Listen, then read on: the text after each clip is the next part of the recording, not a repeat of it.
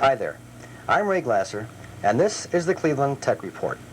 You know, home video has just recently celebrated its 10th birthday. That's right, home video as we know it is now just over 10 years old. And I thought it might be fun to kind of look back 10 years ago and see what was on the market in the way of VCRs. Now, if you were shopping for a VCR in the latter part of 1975, what could you get? Well, back then, there was only one type of machine, one format in other words, one brand, and one price. And the whole package is right over here. Yes, there it is. This was the first Sony Betamax, which was brought to this country in about September of 1975 for a whopping $2,495. Yes, over $2,000 for a one-hour Betamax. But that's all there was back in 1975, and what happened to that is kind of explanatory as to why we have the machines that we have here in the mid-1980s.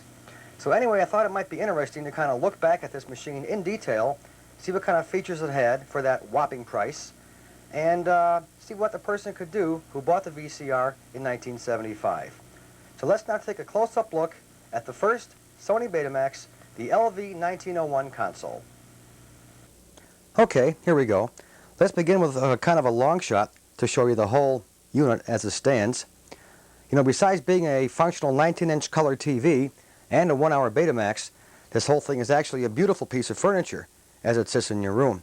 And I was very, very lucky to get a hold of this thing for a very decent price. Anyway, what we have is obviously a 19-inch Sony Trinitron color TV, and over here a whole host of tuning and channel controls and timer and all that good stuff. Up here is the world's first one-hour Sony Betamax. Down here is actually a door that you can put in tapes or microphones or whatever you want.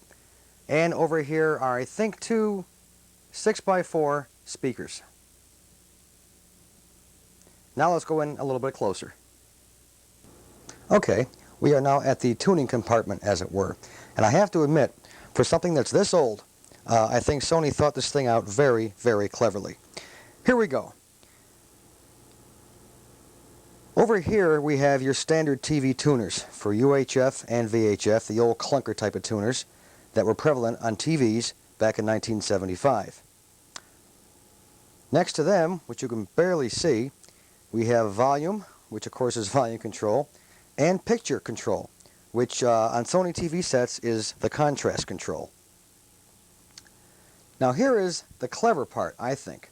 Sony has given you a second TV tuner right behind this glass, so you can actually record one channel while you're watching another at the same time. Okay?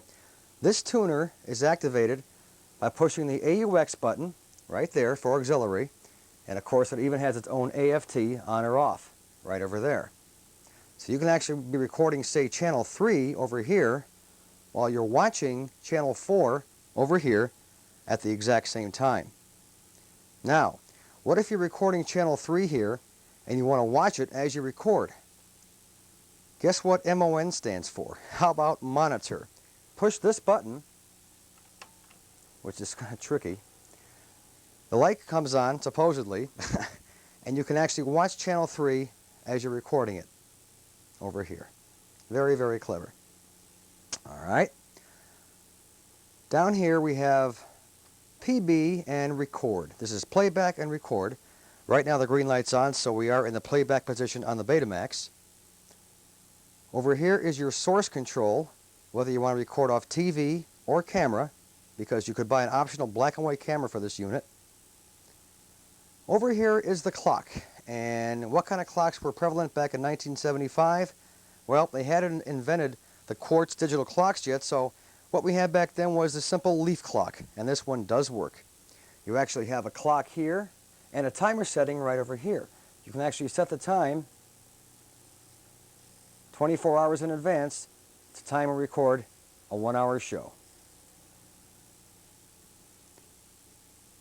Over here we have a button for TV power on.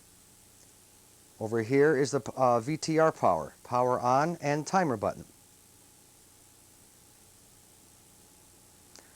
Over here is another door. Behind this are merely 6 buttons which are your standard TV control buttons. Vertical hold, sharpness, tone control, and you can't see it too well, but on the top there, brightness, there we are, brightness, color, and hue. Auto on or off is the usual factory setting as to how they think the brightness and color should be. And of course the AFT is auto fine tuning, so your channels won't drift, which is again actually a thing of the past. So with all the doors opened up, this is the tuning and timer compartment, which is actually the most complex and confusing part of this whole thing. But it's actually not that bad compared to today's machines with 8-event, 14-day programming and beta hi-fi and VHS hi-fi stereo sound and all that. You merely have a regular TV tuner, your main tuner, auxiliary tuner, which does not get used unless you want to record one channel while you're watching another channel, standard TV picture controls, your clock timer, and your power buttons. That's really about it. Bear in mind this was a very, very simple VCR. You only recorded one event within 24 hours. And now let's take a look at that first Sony Betamax. By the way, in case you might be wondering what kind of tapes did this first Betamax use, well, there was only two lengths, the K30 and the K60, 30 minutes and 60 minutes. Now when you could find these at your local department store, the K60 retailed for $16.95, and that was for only 60 minutes now. And the K30 went for only $12.95 for 30 minutes. Now for a look at the first Betamax.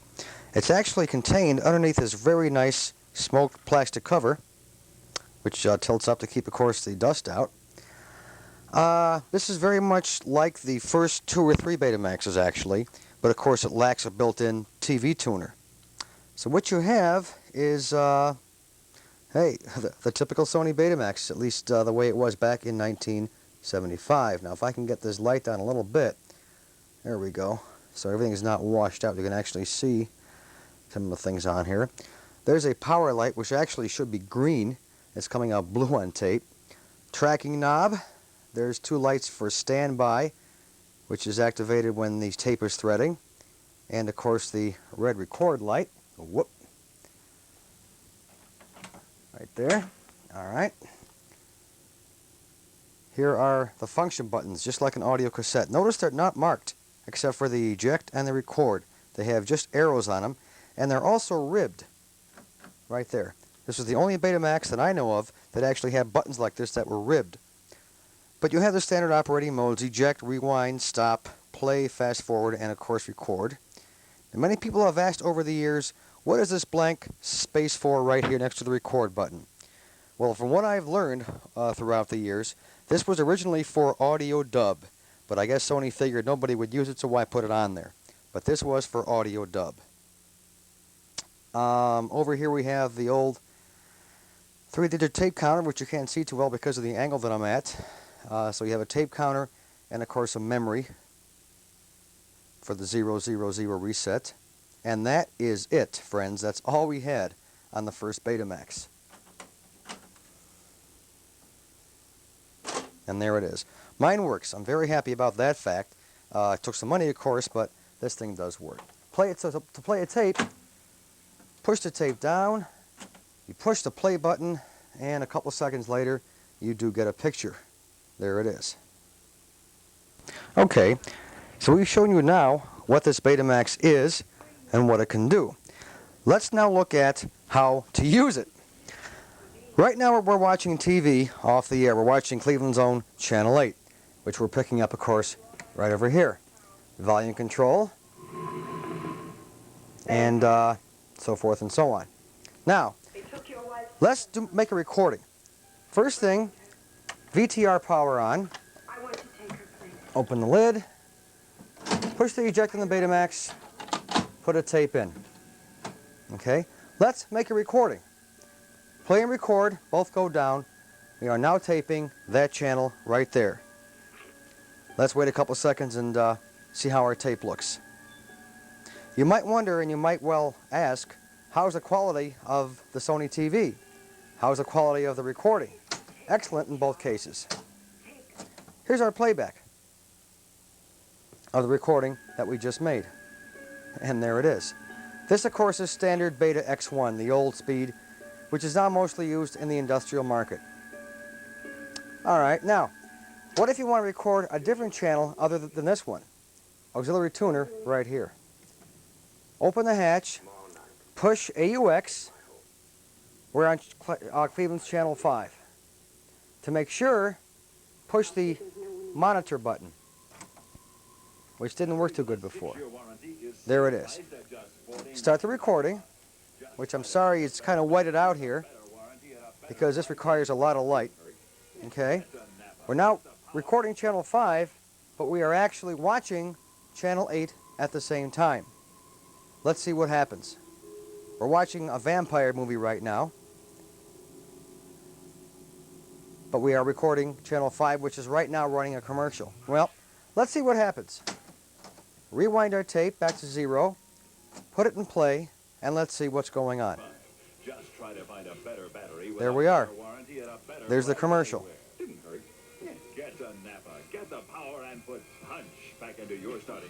And there we go. Back to channel 8. You want to see channel 5? Doesn't work until you put the thing in record. Push monitor, and there's channel 5. This holiday season, TJ Maxx, you'll find women. And there's channel 8. Now, to make a timer recording, all you do is set your clock timer over here, push the timer button, and push the record button and play button down.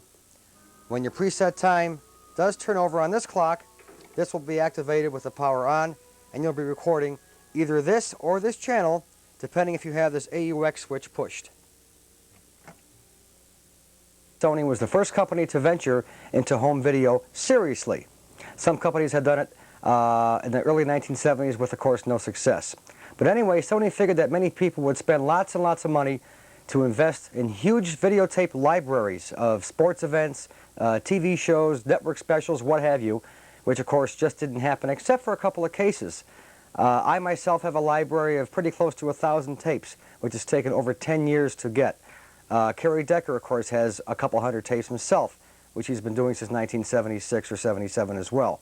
But many of us back then that had the first Betamaxes did, in fact, save a lot of our tapes. We didn't erase them, and we did collect tapes, TV shows and movies, what have you, and we tried to build libraries, whether it be for our own enjoyment, whether it be for trading purposes back then, because keep in mind that in the mid-1970s there were no video rental stores. You couldn't go up to the corner and to your local video store and rent a movie for the weekend. The stores just were not there until the early 1980s. Well, anyway, Sony back then was the only company into home video until about 1977 when JVC began the VHS format, and the rest, as they say, is history. Well, it goes without saying that Sony did not sell many of these monsters here. At $24.95, it was just kind of too much for the average person to handle unless you were either very wealthy or you were one of the many novelty freaks that were around back then. So about 6 months later, Sony brought out more or less a stripped-down version of the Betamax. They took the deck out of here, added its own tuner, and the SL7200 was born. Here's the same Betamax deck with an optional clock, which cost you $60 back then, and, of course, its own built-in TV tuner, so you can record TV shows right through here. This was only $1,260, and I still got one of these today, and it still works, but I think that's what really helped Sony get a head start on the home video revolution. Now, bear in mind that back then in 1975 and 76, in that era, Sony had 100% of the video market. It had the whole market to itself. If you had anything back then, you had Sony and you had a Beta. In 10 years that have elapsed since then, Sony is down to about 11% of the home video market. Now, what happened between 100 down to 11 is a whole story in itself, which we'll cover in our tech report on Beta versus VHS, or the downfall of Beta, as it were. Why did the superior format, quality-wise, slip down so far? And we'll cover that again in another tech report. Anyway, I hope it's been fun for you and me to look back at the first Sony Betamax, which is over 10 years old now, and it can truthfully be said that this here began the whole home video revolution. Anyway, it's been fun. Hope you enjoyed it. I'm Ray Glasser, and this has been the Cleveland Tech Report. Bye-bye.